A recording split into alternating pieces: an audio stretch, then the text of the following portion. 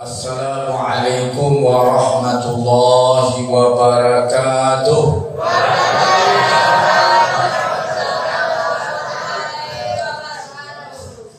Alhamdulillahirabbil alamin wa bihi nasta'in ala umuri dunya waddin.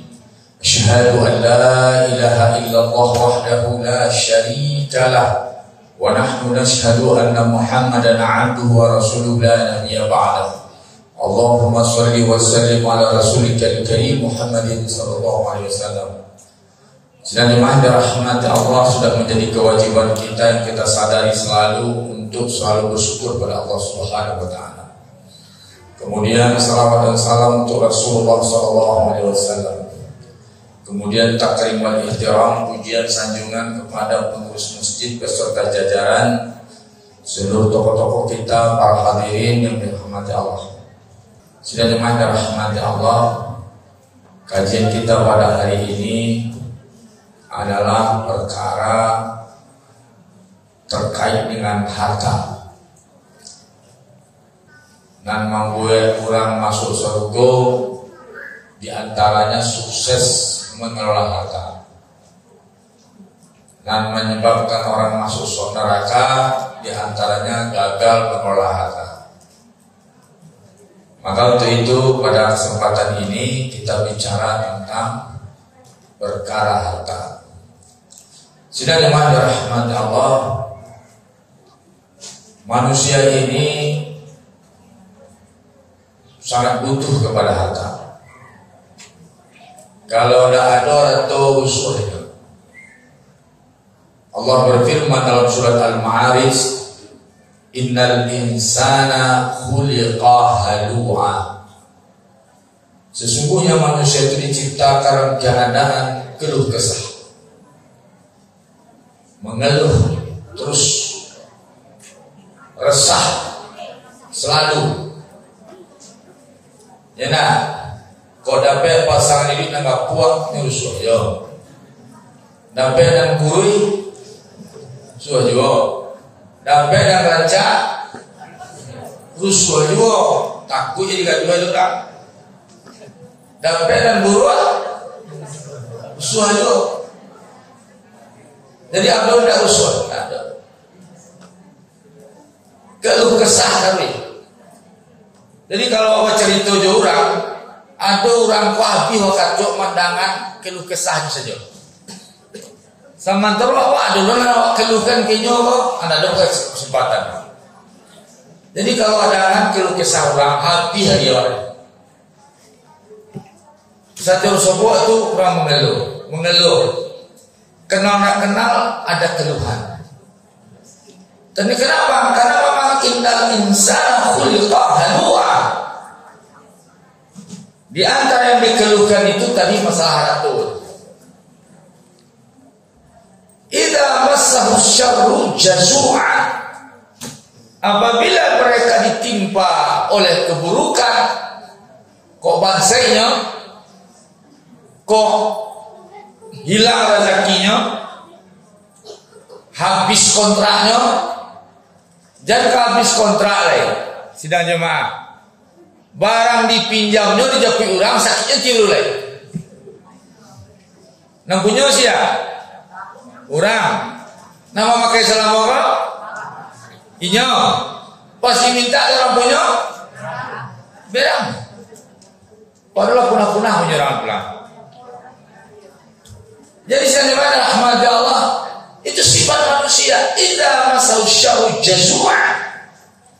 Apabila ditimpa oleh hal yang dianggap tidak menyenangkan dia kumat.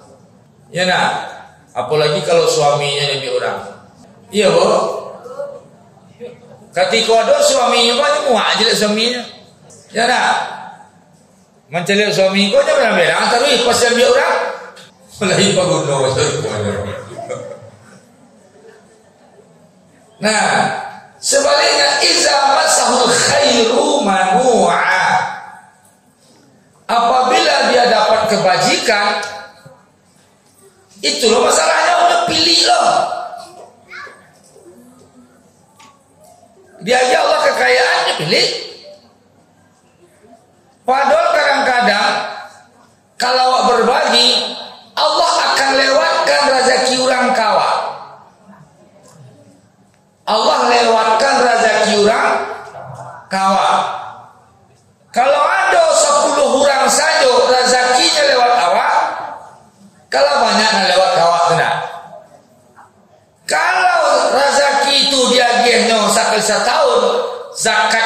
untuk orang itu sekali setahun rezeki itu di kantong awak. Beruntung ada. Beruntung nah. Tapi kalau seandainya awak malih bahagia, banyak si cincong awak, jangan dia nyolai. Ini pemalai. Jangan dia nyolai, ini iko. Akhirnya apa sedang jemaah? Kecil Allah pajatul ada darurat itu bahagia. Awak dah bahagia tak? Jangan lewatkan ke pajatul lain, tertahan rezeki orang. Lagi gini masuk. Baku orang. Nah, sini jemaah rahmati Allah. Mau komentarnya seketik. Banyak orang salah paham kau. Hukumnya kalau buat sedekah salah sasaran. Buat sedekah salah sasaran hukumnya. Suatu hari saya dikisahkan ini dalam hadis Sahih Bukhari. Ada sahabat yang 3 kali salah sasaran. Hari pertama inyo bersedekah ke tukang kicuah. Kecil orang protes kenyo, bang kau sedekah kenyo, pajak tu paling cuah tu. Ini dapat tidak dia tu loh. Nyo sebenarnya mampu tapi nyo ngicoba tu.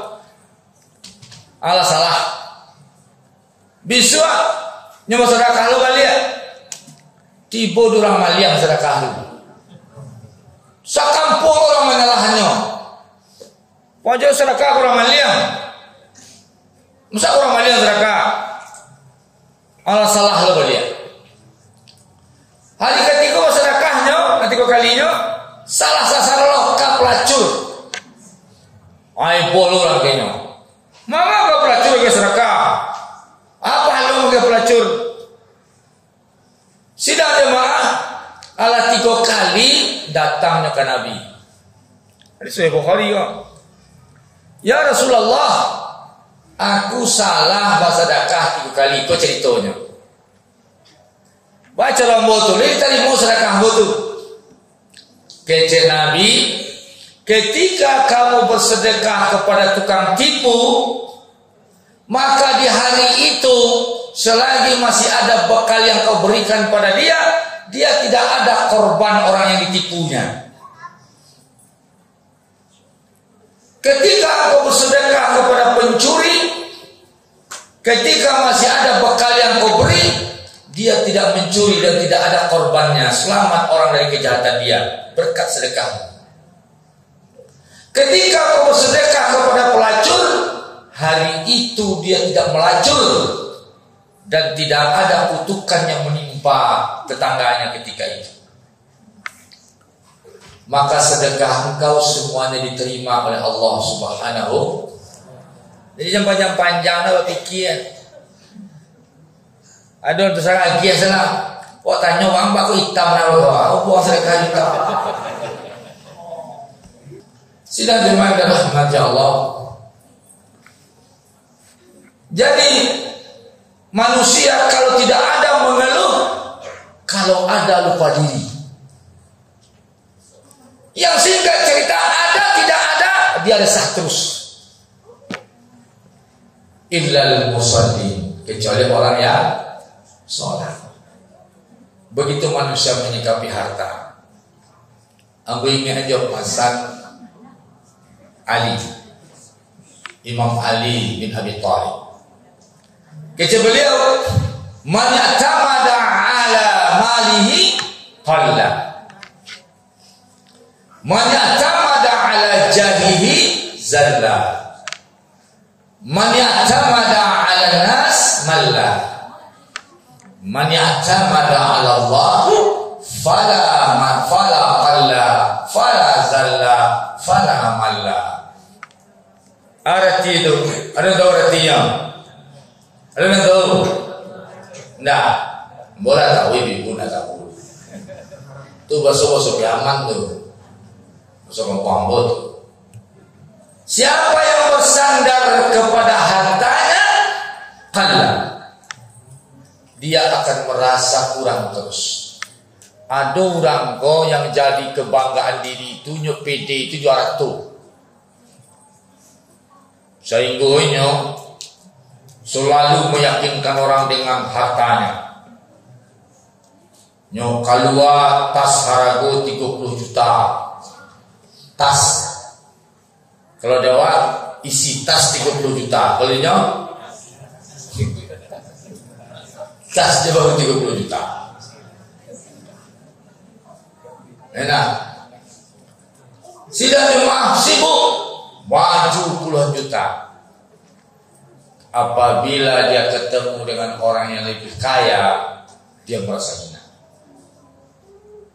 Ada orang yang kaya punya merasa hina, sehingga lupa dia bersyukur, hilang qanaah.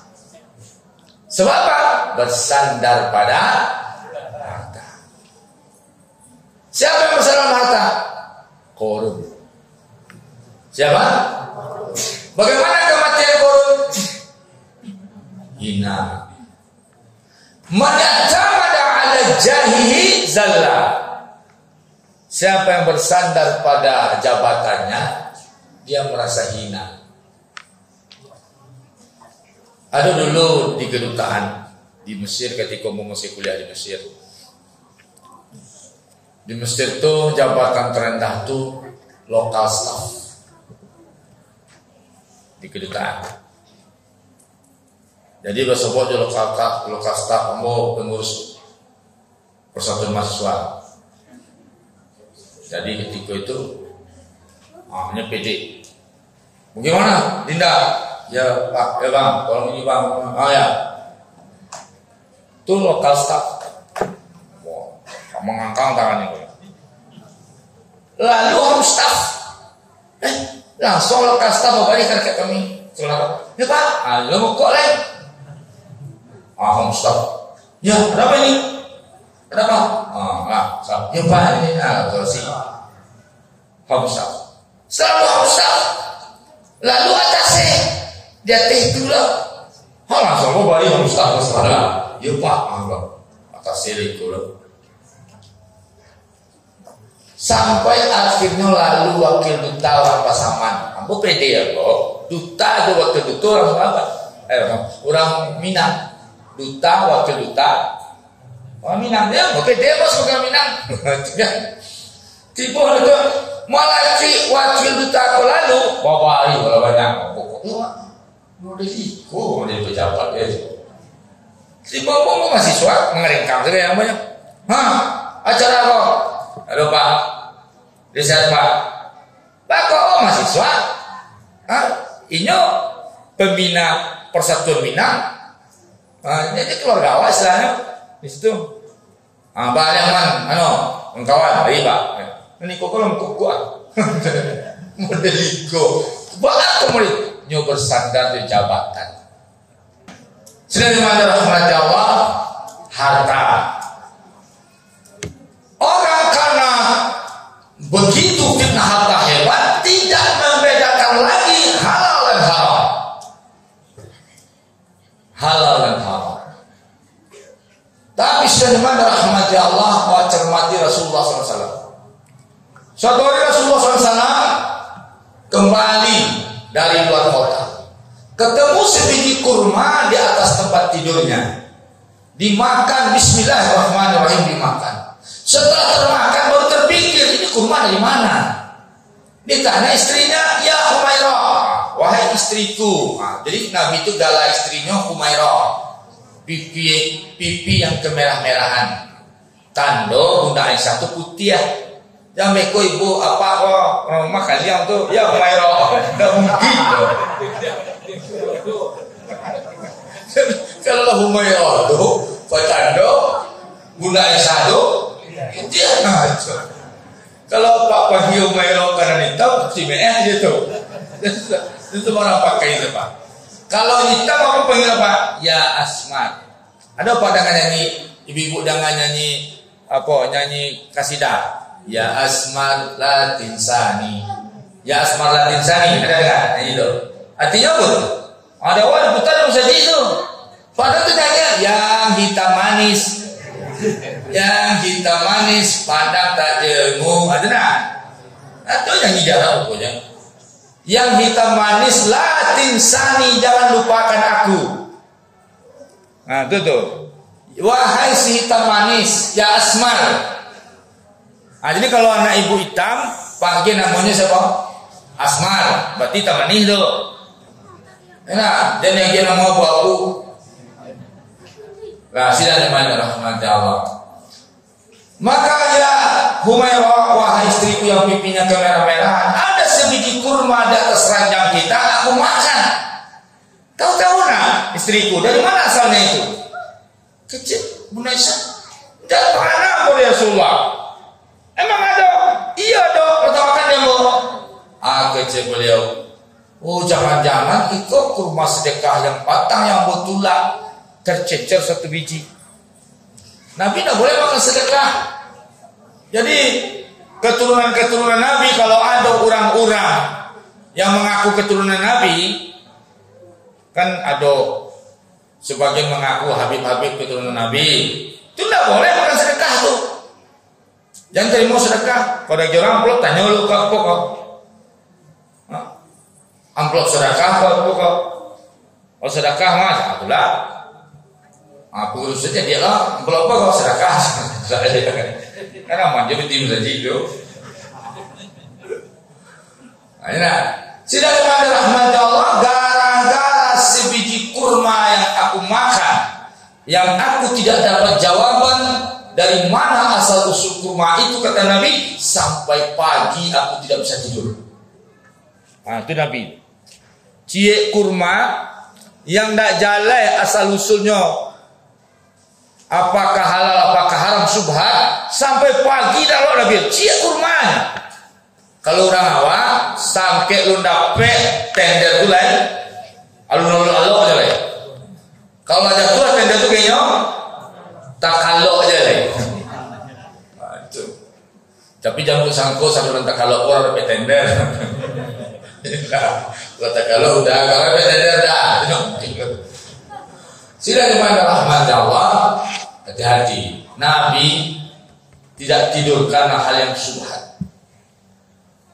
Abu Bakar As-Siddiq dihidangkan, ini penting bagi para peramal, dukun-dukun. Apa hukum memakan hasil perdukunan? Suatu hari sedang rahmat Allah, Abu Bakar As-Siddiq dihidangkan makanan oleh pembantunya. Pembantunya ini adalah budak yang ketika itu dia menghidangkan makanan kepada Rasulullah, kepada Abu Bakar As-Siddiq. Kemudian ketika Abu Bakar As-Siddiq makan, ditanyanya, ya Khalifah, tahukah engkau dari mana asal makanan ini? Kata Abu Bakar, kan kau yang menghidangkan, kenapa kau tanya sama aku? Kata dia, begini Khalifah, dulu aku profesinya sebelum menjadi pelayan, aku ini tukang dukun peramal. Jadi dulu ada salah satu pasienku atau dulu pelangganku, dia setelah meminta jasaku, dia pergi. Tadi dia bertemu denganku di pasar, katanya dulu aku berhutang padamu, belum bayar jasa ramalanmu. Ini aku berikan padamu hari ini. Maka uang hasil ramalan itulah aku belikan makanan dan kuhidangkan padamu ya wahai Khalifah. Makanan gua artinya pemakan hasil batanmu nyawa ramal go.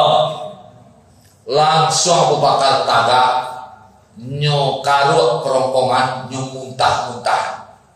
Takutlah pelayan kau. Segitunya wahai Khalifah. Kata Khalifah, andaikan aku bisa memuntahkan seluruh organ perutku yang tersentuh oleh makanan ini, pasti aku akan memuntahkannya. Kenapa? Karena Abu Bakar, aku telah dengar hadis Rasulullah SAW. Kalau sampai hadis Rasulullah kepadaku, tidak ada darah dan daging yang tumbuh dari makanan yang haram, melainkan yang berhak melahapnya adalah api neraka. Begitu sudah terima. Jadi hati-hati lagi. Jangan sampai harap orang menjadi harap awak. Ini orang banyak pikun mudo. Bini orang saja bininya sambori. Pikun. Siapa? Enggak orang nawa doa pikun ya. Mudah baru. Nah, sidang dimana rahmati Allah, jadi perkara yang haram-haram. Sidang dimana rahmati Allah.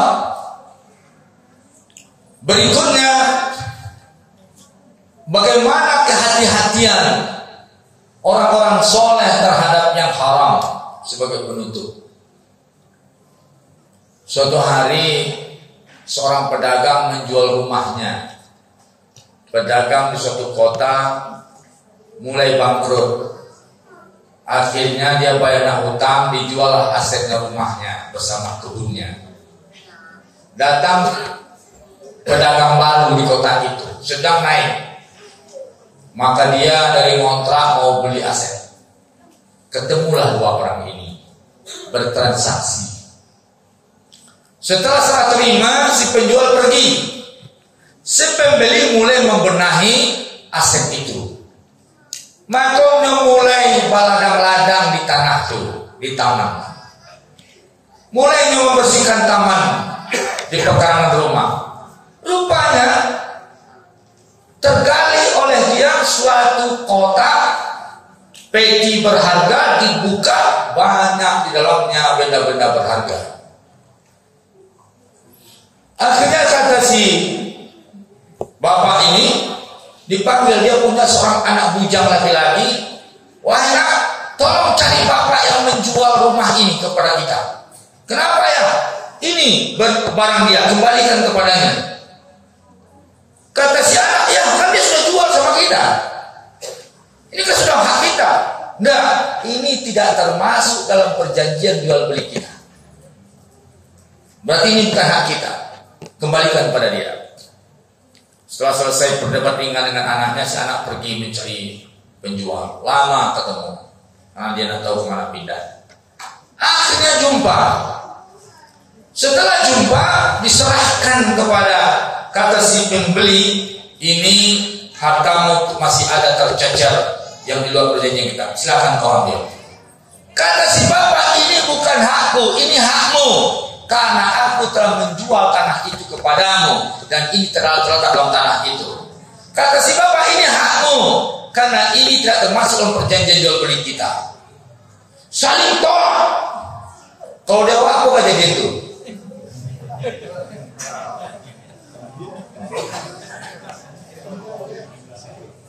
Saling tolak. Akhirnya saking sengit sampai ke pengadilan. Kalau di awal itu lah boleh tu. Ya, manga itu sandal itu saji lenyap juga boleh. Sidang kepada rahmat Allah sampai di pengadilan. Ini kisah ini diceritakan tentang dalam sejarah hikmatul qudah fil Islam. Ini kejadian. Catatan hakim-hakim, hikmahnya seorang hakim dalam Islam. Itu sejarah. Akhirnya saya kepada rahmat Allah berdebat. Akhirnya si hakim pun panik, dijatuhkan ke sini menolak, itu kan ke sini menolak. Jadi gimana cara saksinya, gimana itu? Kalau itu kan ada penuntut umum, ini si penolak umum. Biasanya kan penuntut umum. Lalu kok tolak-tolak, dia si penolak umum lah. Sudah kepada rahmat Allah, setelah tolak-tolak panik. Kata sekian kali sidang ditunda, sholat istikharah lah sang hakim. Minta petunjuk pada Allah. Habis sholat istikharah, maka teringatlah si hakim. Si bapak penjual setiap bersidang didampingi oleh satu orang anak gadisnya yang soleh. Si pembeli selalu didampingi anak bujangnya yang soleh. Baru cerah wajah hakim. Kata bapak hakim, ini anak bapak, ya sudah kawin apa belum? Belum. Ini bapak anak bapak, sudah kawin apa belum? Belum. Maukah bapak kalau saya usulkan anak bapak ini dinikahkan, masing-masing sama jadi anaknya? Nah aku kedua dia lah coba-coba. Tentulah lo. Ala lunak lo pesandian go. Akhirnya celik kok mana kuasa. Celik kok. Kerja laki-lakinya dah bikin kerja. Kerja produksi. Mak ini semua. Kalau produksinya malunya. Bapak, cara gini kan. Bapak, masa begini bertanya. Dan itu kata sapatah itu nama dia ya. Sidang kepada rahmat Allah setuju, maka kata hakim, nikahkan anak kalian ini berdua dan kita serahkan harta ini kepada mereka. Setuju kalian? Setuju. Ayo apa setuju? Bantu injolo pelaku. Rasulullah lu beber utama. Nah, sidang kepada rahmat Allah ini kisah kejadian. Begitu orang takutnya pada yang haram. Sidang kepada rahmat Allah, ada kisah yang takut sampai ini. Terakhir dulu. Daud alaihissalam. Nabi Daud ke ini menyamar. Ini khalifah, raja. Ini mintanya rakyatnya, menyamarnya jadi rakyat. Bagaimana pendapatmu tentang Daud sebagai khalifah? Alhamdulillah, soleh, adil, semua adil. Tidak ada mana rahmat Allah. Semua orang mengatakan baik. Malaikat Jibril nyamar juga jadi rakyat. Daud nyamar jadi rakyat. Nanya tim survei, Pak Soho di malaikat Jibril. Bapak rakyat ya. Apa pendapat Bapak tentang Daud? Kata Jibril, bagus, soleh, adil, hakim dan hikmah. Tetapi ada satu hal yang masih kurang. Kaget. Aduhnya kurang ya. Semua nama tanya Daud kenapa? Ini dua penyamaran musuh. Apa itu Pak? Kata Jibril, ya. Yang Jibril tahu ini Daud, yang Daud tidak tahu itu kalau. Kata Jibril, dia sayangnya masih memakan uang rakyat. Langsung nangis. Maka sedang rahmat Allah mendengar itu Daud menangis, masih ada kekurangan kesempurnaan dirinya. Pergi dia pulang, kemudian sholat, bermunajat pada Allah. Ya Allah, berikan aku kepandaian, keahlian, sehingga aku bisa mencari nafkah dengan keahlian itu, menafkahi keluarga. Maka dia diturunkan Allah kepandaian ke Nabi Daud, yaitu keahlian tentang besi, bikin pedang, mau betul-betul besi tangan ini. Maka Nabi Daud membagi jadwal, sehari dia bekerja cari nafkah, sehari untuk mengurus negara. Makanya puasa berjarak-jarak. Ketika mencari nafkah, beliau tidak berpuasa. Ketika mengurus negara, beliau berpuasa. Abalah gua bisa panjang. Itulah rahasia puasa Nabi Daud alaihissalam. Sehari berpuasa, sehari berbuka. Jadi ketika mengurus negara, inyoba puasa. Ketika bakar raja, inyob lapeh puasa. Mudah-mudahan lahir nanti pemimpin-pemimpin yang bisa berpuasa hawa nafsunya dalam minimal ya, ketika dia memegang kekuasaan negara. Amin. Itu sekajian dalam malam kini. Alhamdulillah aku kuat pada malam kami lagi. Assalamualaikum warahmatullahi wabarakatuh.